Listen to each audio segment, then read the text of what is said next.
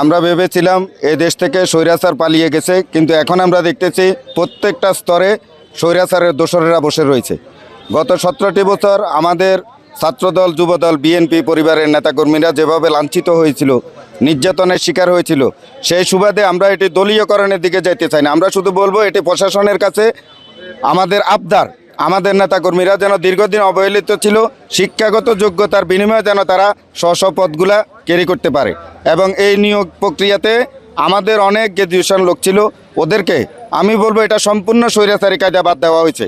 আমি আপনাকে একটা রেফারেন্স দেই, আমার ইউনিয়ন ফেনী সদর উপজেলার অন্তর্গত 7 নং বালিগাঁও ইউনিয়ন, আমি 5 নং ওয়ার্ডের কৃতি সন্তান। আমার এখানে 5 নং ওয়ার্ডে একই পরিবারে, আওয়ামী পরিবারের একই পরিবারে 2টা বোনকে, একটা বোনকে কনফার্ম করে দেওয়া হয়েছে, আরেকটা বোনকে ওয়েটিংয়ে রাখা হয়েছে। এই সুবাদে আমি আপনাদেরকে বিষয়টি একেবারে ক্লিয়ার করে বলতে চাই যে এটি সম্পূর্ণ স্বৈরাচারী কায়দায় যোগ্যতা সম্পূর্ণ ছাত্রদল, যুবদল নেতাকর্মীদেরকে বাদ দেওয়া হয়েছে। বর্তমান সরকার জনাব তারেক রহমানের পূর্ব ঘোষিত প্রতিশ্রুতি অনুযায়ী যে ফ্যামিলি কার্ডের জন্য যে কার্যক্রমটা এটা রানিং করা হয়েছে। তো এই পর্যায়ে আসে আমাদের ফেনী জেলায় এসে আমাদের তথ্য সংগ্রহকারী সুপারভাইজার লোকে নিয়োগের জন্য নিয়োগ বিজ্ঞপ্তি প্রকাশ করা হয়। তো পরবর্তীতে আমরা এখানে যারা এলাকার স্থানীয় যারা বেকার শিক্ষিত যুবক আছি, আমরা এখানে আবেদন করি। আবেদন করার পরিপ্রেক্ষিতে ওই দিন আমরা সাক্ষাৎকার দিয়েছিলাম। সাক্ষাৎকারের ওই দিন আমাদের কাছ থেকে কিছু প্রশ্ন করছে এবং বলছে যে আমাদেরকে প্রথমে টাইপিং করার জন্য দিয়েছে। আমি টাইপিং করছি, এক পর্যায়ে টাইপিংয়ের গতি এবং বানান শুদ্ধ আছে বলছে, উনিই বলছে হ্যাঁ টাইপিংয়ের গতি এবং বানান শুদ্ধ অ্যাকুরেট আছে। এরপরে বললো যে আপনি কি 8 ঘন্টা ডিউটি করার জন্য মানসিকভাবে প্রস্তুত আছেন কিনা? আমি বললাম যে অবশ্যই প্রস্তুত আছি, যেহেতু আমি সাময়িকভাবে বেকার আছি, কাজ করতে পারবো ইনশাআল্লাহ। বাত ব্যথা, প্যারালাইসিস কিংবা আর্থ্রাইটিস, আধুনিক প্রযুক্তি ও অভিজ্ঞ বিশেষজ্ঞদের সমন্বিত চিকিৎসার নির্ভরযোগ্য নাম ডিপিআরসি। তো এই পর্যায়ে উনি বললো যে ঠিক আছে, তাহলে আপনার বাবা কী করেন? তাই আমি বাবার পেশাটা বললাম, ফ্যামিলিগত অবস্থা কী এটা জানা না। আর শেষ পর্যায়ে উনি বললো যে যদি মানসিকভাবে প্রস্তুত থাকেন 8 ঘন্টা ডিউটি করতে, তাহলে ঠিক আছে আপনি এখন যান, আমরা দেখতেছি। এই পর্যায়ে আমি ইন্টারভিউটা শেষ করি। কিন্তু এখন পরবর্তী দেখতেছি যারা আমরা আসছে তালিকায়, এখন আমাদের ওয়ার্ডের লোকটা আমি নিজেই চিনতেছি না। আমি সব দিক দিয়ে খবর নিয়ে দেখলাম অনেকেই চিনে না, তাহলে আমরাও আসলাম না, কিন্তু যারা আসছে তারা কারা? এখন আমাদের দাবি এটা পরিপূর্ণভাবে পরিশুদ্ধ করে পুনরায় যাতে এটা বাতিল করে নতুন করে যাতে সঠিকভাবে স্বচ্ছতার ভিত্তিতে নিয়োগ প্রদান করা হোক, এটাই আমাদের মূল দাবি। আমরা একটা প্রতিবাদ সভা করেছি ফেনী সদর উপজেলা প্রশাসন কার্যালয়ে।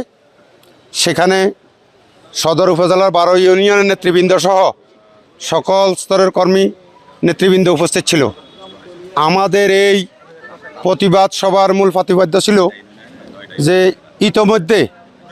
ইতোমধ্যে তথ্য সংগ্রহকারী ফ্যামিলি কার্ডের বিষয়ে তথ্য সংগ্রহকারী নির্বাচন করা হয়েছে। এই তথ্য সংগ্রহকারী যাদেরকে নিয়োগ দিয়েছে কর্মকর্তাবৃন্দ, আমি অন্য ইউনিয়নের কথা বলবো না, আমি শুধু আমার দলীয় ইউনিয়নের কথাই বলি। এখানে 19 জনকে নির্বাচিত করছে, চূড়ান্ত নির্বাচিত হলো 11 জন, রিজার্ভে 1 জন আর অপেক্ষমান 7 জন, মোট 19 জনের একটা তালিকা প্রশাসন কর্তৃক নির্বাচিত করছে, প্রাথমিকভাবে চূড়ান্তভাবে নির্বাচিত করছে।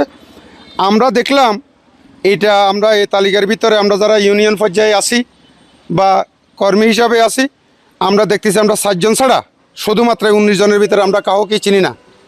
আসলে এদের মধ্যে অনেকে দেশ গ্রামেও থাকে না।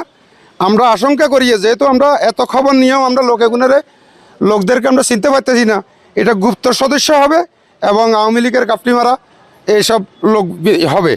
তো আমাদের কথা হলো এই মহান প্রকল্প ফ্যামিলি কার্ডের মতো, যেটা আমাদের নির্বাচনী অঙ্গীকার ছিল আমাদের দলের, আমাদের নেতৃবৃন্দর, আমাদের দেশনায়ক তারেক রহমানের, প্রধানমন্ত্রী তারেক রহমানের, এটা স্বচ্ছ প্রক্রিয়ার মাধ্যমে ইউনিয়ন পর্যায়ে, সকল ইউনিয়ন পর্যায়ে নিবিড়ভাবে গুরুত্বের সহকারে যেন এটার তথ্য সংগ্রহ করে প্রকৃত হকদাররা যেন এটা পাইতে পারে, এই জাতীয় পাওয়ার জন্য উপযুক্ত লোক যেন নিয়োগ করা হয়। এই লোকদেরকে আমরা কেউ চিনি না, ইউনিয়নের কেউ চিনি না, এলাকার কেউ চিনি না।